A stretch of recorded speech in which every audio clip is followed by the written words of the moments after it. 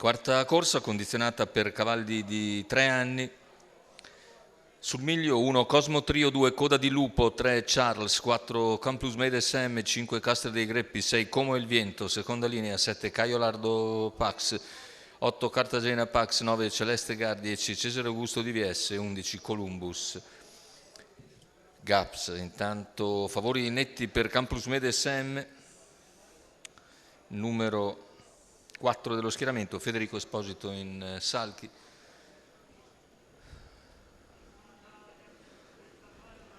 In partenza l'errore di Charles mentre Campus Mede si lancia in avanti su Cosmo Trio, mentre numero 3 Charles cerca di parcheggiare in terza posizione Como il Viento. In vantaggio dunque Campus Mede dopo i primi 100 metri di gara, Cosmo Trio in scia, terza posizione per Como il Viento. Più indietro vediamo Celeste Gar che sposta subito all'esterno dopo i 200 in 15,9. Celeste Gara ha anticipato Cesare Augusto DVS che però insiste, va in terza ruota, supera Celeste Gara e si porta a contatto di Campus Mede SM, 400 iniziali completati in 31,9. Sul rallentamento imposto da Campus Mede Cesare Augusto ne approfitta per arrivare a coprirlo completamente dopo i primi 500 metri di gara. Si trascina Celeste Gar mentre lungo la corda va Cosmo Trio, 600 che se ne vanno in 47,8. E ora davanti alle tribune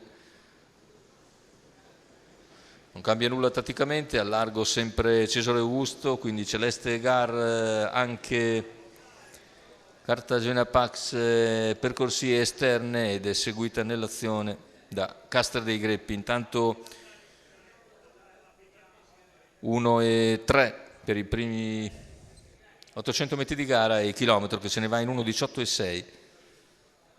500 alla conclusione, lo scatto di Celeste Gara, superare in breve Cesare Augusto DVS, a lanciarsi su Campus Mede SM, 400 alla conclusione, il parziale secco ora in 14,5, insiste Celeste Gar, replica Campus Mede, i due si distaccano, prendono vantaggio da Cosmo Trio che peggiora di meccanico ma rimane comunque in terza posizione, 8, cerca di seguire i primi due, completamente della piegata, ingresso addirittura d'arrivo con Campus Mede che ha ripreso una lunghezza di margine a Celeste Gar che non si dà per vinto, comunque insiste ancora al largo. Campus Mede SM in vantaggio a 50 dalla conclusione, ci prova Celeste Gar ma Campus Mede mantiene ancora mezza lunghezza e vince. Al terzo finisce ancora Cosmo Trio, 1,15,7 con 28,6 a chiudere.